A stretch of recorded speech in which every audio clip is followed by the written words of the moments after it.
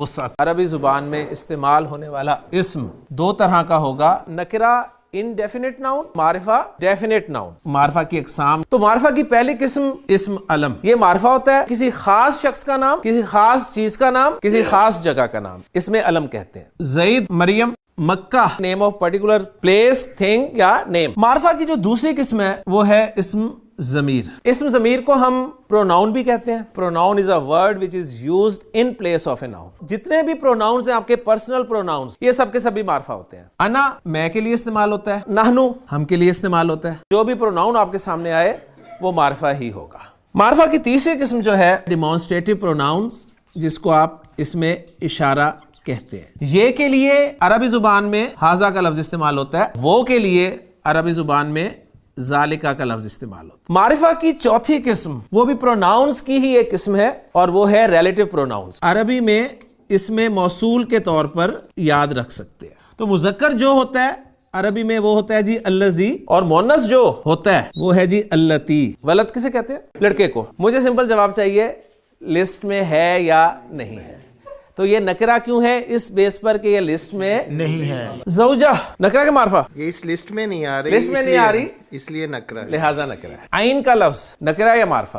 نکرہ ہے۔ نکرہ ہے۔ عین کے معنی کیا ہے؟ آنکھ۔ آپ نے دیکھنا لسٹ میں آ رہی ہے آنکھ یا نہیں آ رہی؟ ابھی تک نہیں آ رہی، لہٰذا نکرہ ہو گیا۔ کتاب، کتاب نکرہ ہو گئی۔ کسی نکرہ اسم کو آپ معرفہ بنانا چاہتے ہیں جی، اس کے شروع میں الف اور لام لگا دیا جاتا ہے، جسے ال کہا جاتا ہے۔ الکتاب معرفہ ہے یا نکرہ؟ معرفہ۔ معرفہ کی یہ پانچویں قسم میں آئے گی، اور اس کا نام ہے معرف باللام، یعنی لام کے ذریعے یا الف لام کے ذریعے معرفہ بنایا ہوا۔ اور اس میں ہم ایگزامپل رکھ لیتے ہیں جی، الکتاب، المسلم۔ چھٹی چھوڑ کر ساتویں قسم میں آپ کو بتاؤں گا، اور چھٹی اس لیے خالی چھوڑوں گا کہ آپ کی کاپی میں خالی جگہ جب رہے گی تو آپ کو یاد ہوگا کہ چھٹی قسم آپ نے پڑھنی ہے۔ ولد نکرہ ہے نا، اسے آپ معرفہ بنا سکتے ہیں ال لگا کر، تو یہ بن جائے گا الولد۔ آپ اسے معرفہ ایک اور طریقے سے بتا سکتے ہیں، اس کو آپ آواز دے دیں، آپ کہیں یا ولد، اے لڑکے۔ اب یہ ولد بھی معرفہ ہو گیا۔ جس اسم سے پہلے آپ کو یا نظر آ جائے، اللہ تو معرفہ ہی ہے نا، لیکن ہم یا اللہ کہتے ہیں، یا آپ کسی نکرہ کو پکارنے کے لیے، بلانے کے لیے بھی لگا سکتے ہیں۔ تو اگر وہ نکرہ تھا تو وہ یا کی وجہ سے معرفہ ہو جائے گا، معرف بن ندا۔ اور اس کی ایگزامپل یا ولدو یا نارو۔ یہ جو ہے یہ حمزہ ہے، ال کا جو حمزہ ہے اس کا نام ہے حمزۃ الوصل، اور جو ال کا لام ہے نا، لام تعریف۔ تو ال کے دو پارٹس ہیں، حمزہ اور لام، یعنی معرفہ بنانے والا لام۔ حمزۃ الوصل اسے کیوں کہتے ہیں؟ حمزہ وصل جو ہوتا ہے اس پہ حرکت آتی ہے، جیسے کہ یہاں پر زبر آئی ہوئی ہے، اور ال کے حمزہ وصل پر ہمیشہ زبر ہی آتی ہے۔ حمزہ وصل والے لفظ کو جب آپ پیچھے سے ملا کر پڑھتے ہیں نا، اس کے پیچھے لفظ آ گیا جی ذالکا، تو اب آپ اسے ذالکا الکتاب نہیں پڑھیں گے، ذالکل کتاب۔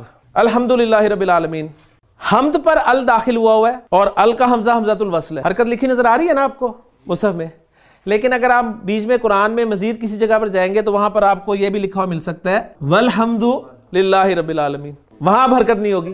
پاکستانی مصحف ہے نا، اس میں حمزہ وصل کو پہچاننا تھوڑا سا مشکل ہو جاتا ہے، یعنی الحمدللہ میں اگر آپ کے سامنے سورۃ الفاتحہ لکھی ہوگی، ایسے ہی حمزہ لکھا ہوا ہوگا، اور آپ سے کوئی پوچھے کہ یہ حمزہ وصل ہے یا نہیں ہے، تو ال پر غور کرنے کے بعد تو آپ بتا دیں گے کہ جی حمزہ وصل ہے۔ اس کے لیے سعودیہ والوں نے کیا حل نکالا؟ بہت آسان حل نکالا، ایک چھوٹا سا سواد ڈال دیا ایسے کر کے کہ جس الف کے اوپر چھوٹا سا سواد نظر آئے نا آپ کو، وہ حمزہ وصل ہے۔ ذالکل کتاب میں یہاں پر چھوٹا سا سواد ڈلا ہوگا، بسم اللہ الرحمن الرحیم، اللہ، سعودیہ کے مصحف میں یہ چھوٹا سا سواد ڈلا ہوگا، حمزہ وصل ہے۔ الرحمن الرحیم، حمزہ وصل ہے۔ نررحیم، الکتاب میں آپ نے جب پیچھے سے ذالکا لگا کر پڑھا، ذالکل کتاب، حمزہ نہیں پڑھا، لام تو پڑھا۔ الرحمن الرحیم، یہاں پر آپ لام بھی نہیں پڑھ رہے، دس از دا پوائنٹ، اور نہیں پڑھ رہے تو دونوں جگہ پر انہوں نے آپ کی آسانی کے لیے شد ڈال دی کہ لام بھی نہیں پڑھنا بھائی۔ ال کا حمزہ وصل تو ہمیں سمجھ میں آ گیا، کب نہیں پڑھنا؟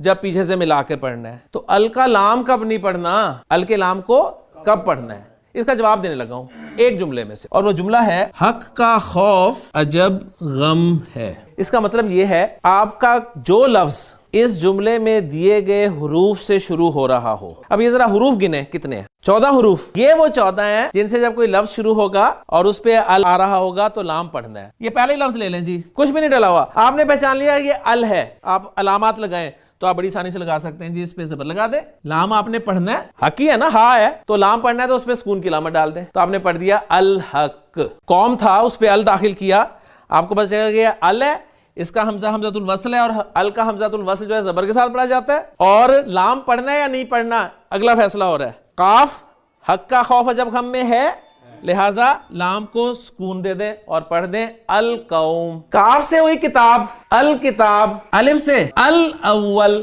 خا الخبیر، واو الوہاب، فا الفوز، عین العلیم، جیم الجبار، با الباری، الغفار، المؤمن، الہدا، الیتیم.